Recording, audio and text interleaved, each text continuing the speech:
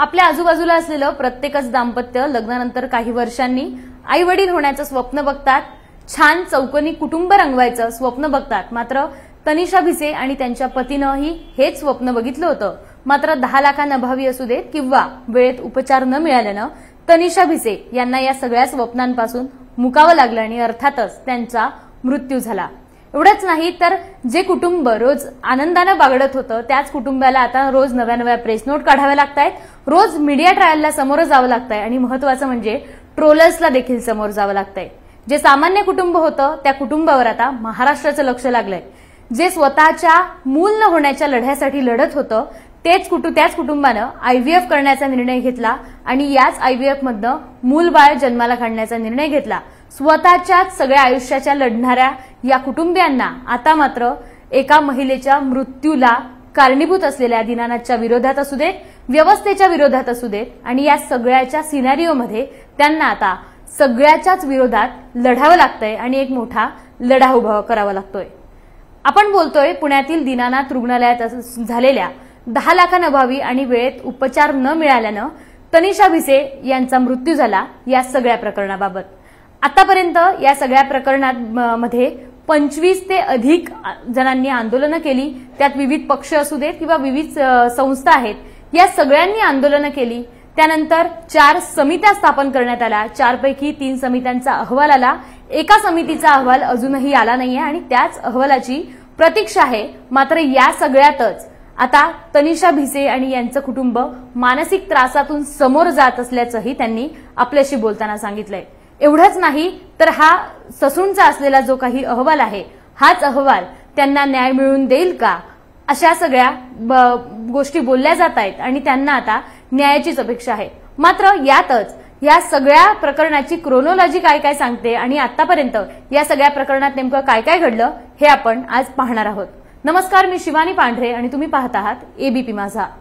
जे दीनानाथ रुग्णालय धर्मादाय रुग्णालय मानलं जातं त्याच रुग्णालयात जर 10 लाखांसाठी उपचाराअभावी तनिषा भिसे यांचा मृत्यू होत असेल तर याला आम्ही निषेध करतोय असं म्हणत अनेक संस्थांनी आंदोलनं केली, पक्षांनी आंदोलनं केली। मात्र यात आता ह्या सगळ्या तातडीनं सुरू असलेल्या चौकशा, असलेले अहवाल, या सगळ्यात महत्वाचं म्हणजे क्रोनॉलॉजी त्याची काय काय सांगते ते महत्वाचं आहे। कारण 2-2 दिवसांनी जर अहवाल येत असेल तर मग याचा निकाल आतापर्यंत का लागत नाहीये असे प्रश्न निर्माण झाले। आपण क्रोनॉलॉजी त्याची काय आहे ते समजून घेऊया।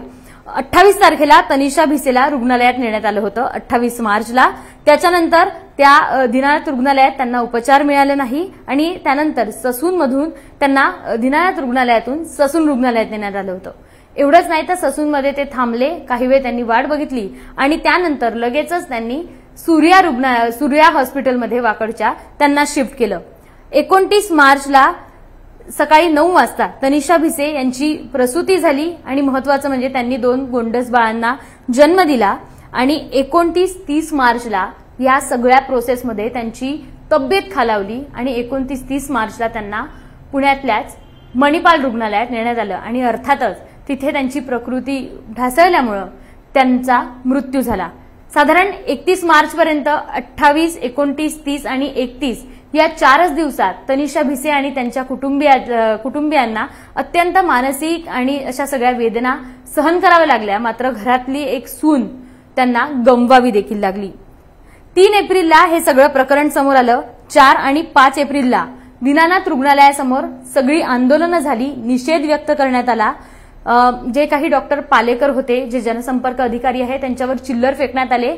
रुग्णालयाला हे प्रकरण 10 लाखासाठी एवढं सगळं असं का वागलं याचा जाब विचारण्यात आला। अर्थातच ह्या डॉक्टर पालेकरांनी आलेल्या प्रत्येकाचं निवेदन स्वीकारलं। एवढंच नाही तर त्यांनी माध्यमांशी देखील बोललं, पण त्यानंतर या सगळ्या प्रकरणात अजून अनेक गोष्टी वाढत गेल्या। एवढंच नाही तर त्याच दुसऱ्या दिवशी म्हणजे 3 आणि 4 तारखेच्या दरम्यान सरकारने या सगळ्याच्यात लक्ष घातलं, वेगवेगळी आंदोलनं सुरू होती। सरकारने लक्ष घातल्यानंतर 4 वेगवेगळ्या समित्या स्थापन करण्यात आल्या। पहिली समिती होती ती राज्य शासनाची समिती होती, त्याच्यानंतर धर्मादाय आयुक्तालयाची समिती होती जी आयुक्तांच्या अध्यक्षतेखाली होती आणि तिसरी समिती होती ती म्हणजे माता मृत्यू अन्वेषण समिती होती, ज्या समितीनं सगळे उलगडे होणार होते आणि चौथी म्हणजे पुणे पोलिसांनी या सगळ्याचा तपास करण्यासाठी ससून रुग्णालयाकडे एक पत्र दिलं आणि त्या पत्राच्या माध्यमातून कुठेतरी मेडिकल निग्लिजन्स झालाय का याची सगळी माहिती मागवली आणि या सगळ्या चारही समित्या एकाच दिवशी सगळ्या स्थापन झाल्या, मात्र निकाल यायला याचा साधारण अनेक वेळ गेला. आपण जर बघितलं तर पहिला निकाल आला होता 7 मार्चला आणि त्यात दीनानाथ रुग्णालयावर ठपका ठेवण्यात आला होता. त्यात डॉक्टर राधाकिशन पवार, त्याच्यानंतर प्रशांत वाडीकर, डॉक्टर नागनाथ यंपल्ले, डॉक्टर नीना बोराडे आणि डॉक्टर कल्पना कांबळे या सगळ्या डॉक्टर अधिकाऱ्यांची या समितीत नियुक्ती करण्यात आली होती आणि हे सगळं जी समिती आहे हे सगळेजण याची सगळी चौकशी करत होते. 7 एप्रिलला पुणे पोलिसांकडून मी जसं सांगितलं तसं की ससून रुग्णालयाला पत्र देण्यात आलं आणि याच्यानंतर धर्मादाय आयुक्ताचा जो काही अहवाल आहे तो काय सांगतो याच्याकडे सगळ्यांचं लक्ष लागलं होतं. 9 एप्रिलला धर्मादाय आयुक्तालयाचा निकाल सादर करण्यात आला होता आणि त्यातही दीनानाथ रुग्णालय दोषी आहे असा ठपका ठेवण्यात आला होता.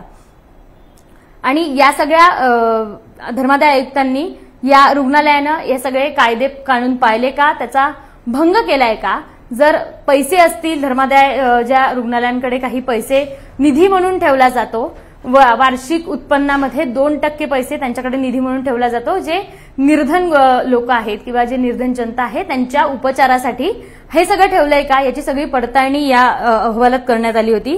आता हे दोन्ही अहवाल तर आले, मात्र या सगळ्यात रुपाली चाकणकर यांनी जेव्हा पुणे पोलीस आयुक्तांसोबत पत्रकार परिषद घेतली होती तेव्हा सांगितलं होतं माता मृत्यू अन्वेषण समितीचा अहवाल काय सांगतो त्याच्यावर सगळं अवलंबून असेल. पण तेही झालं नाही, कारण माता मृत्यू अन्वेषण समितीचा अहवाल हा गोपनीय अहवाल मानला जातो आणि त्यातली कोणतीही बाब ही समोर येऊ द्यायची नाही किंवा येऊ दिल्या जात नाही.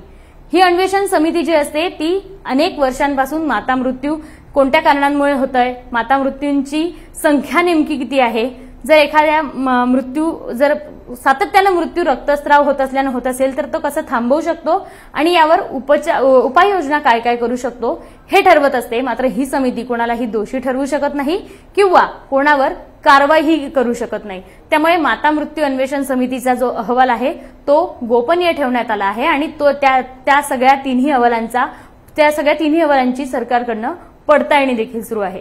तिन्ही अहवाल आले, मात्र यात सगळ्यात महत्वाचा आणि निर्णायक अहवाल ठरणार आहे तो म्हणजे ससून रुग्णालय जो अहवाल सादर करणार आहे. काल त्यांनी अहवाल सादर करणार असल्याचं सांगितलं होतं, मात्र अजूनही हा अहवाल सादर होत नाही आणि त्यामुळे सरकार यात कुठेतरी वेळकाढूपणा करतंय का किंवा विषय भरकटवण्याचा प्रयत्न करताय का असे प्रश्न निर्माण होत आहेत. आपण ससून रुग्णालयाची जी समिती आहे ते नेमका कोणकोणत्या बाबींवर विचार करून हा अहवाल सादर करणार आहे ते पण पाहूया. रुग्णालयात उपचार देताना डॉक्टरांकडून निष्काळजीपणा झाला का याचा शोध घेण्यासाठी ही सगळी डॉक्टरांची समिती असणार आहे. एखाद्या रुग्णाने किंवा नातेवाईकांनी डॉक्टरांच्या निष्काळजीपणाबाबत पोलिसांकडे तक्रार केल्यास या समितीला चौकशी करण्याबाबतचे पत्र देण्यात येतं. जसं पुणे पोलिसांनी किंवा डीसीपी संभाजी कदमांनी ससून रुग्णालयाला पत्र दिलं ते. या समितीमध्ये वैद्यकीय अधीक्षक, मेडिसिन विभाग आणि न्याय वैद्यक विभागाचे प्रमुख आहेत आणि या प्रकरणामध्ये गर्भवतीचा मृत्यू झाल्यानं प्रसूती विभागाचे प्रमुखांचाही यात समावेश असतो आणि देण्यात आलेले उपचार योग्य होते का, डॉक्टरांकडून निष्काळजीपणा झाला का आणि या दोन्ही बाबींची तपासणी या सगळ्या समितीमध्ये करण्यात येणार आहे. मात्र आता प्रश्न असा निर्माण होतोय की सगळे अहवाल आले, दोन अहवालांनी रुग्णालयावर ठपका ठेवला, तिसरा अहवाल कोणाला दोषी ठरवू शकत नाही आणि ससूनचा अहवाल सगळ्यात महत्वाचा आणि निर्णायक असणार आहे.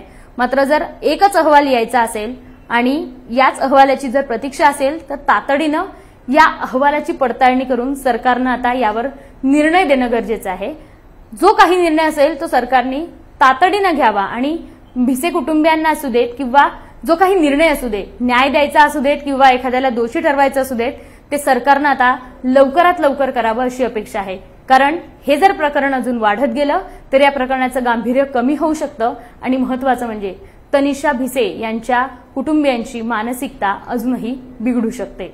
या सगळ्या प्रकरणात एक ना अनेक प्रश्न निर्माण होतोय ते म्हणजे धर्मादाय आयुक्तालयाचे किंवा धर्मादाय रुग्णालयाचे नियम हे सगळे धर्मादाय रुग्णालय पाळतायत का आणि काळानुसार हे धर्मादाय रुग्णालयाचे जे काही नियम आहेत यात बदल करण्याची गरज आहे का आणि ज्या तातडीनं सगळ्या समित्या स्थापन केल्या जातात त्या समित्यांचा निकाल यायला एवढा वेळ लागत असेल तर या समित्यांवर कितपत विश्वास ठेवावा आणि व्यवस्थेचे जे काही हे बळी गेले आहेत, तनिषा भिसे सारख्या असू देत किंवा अनेक ज्या काही बळी जात आहेत, याकडे आता सरकारनं लक्ष देणं गरजेचं आहे. धन्यवाद. एबीपी माझा, उघडा डोळे बघा नीट.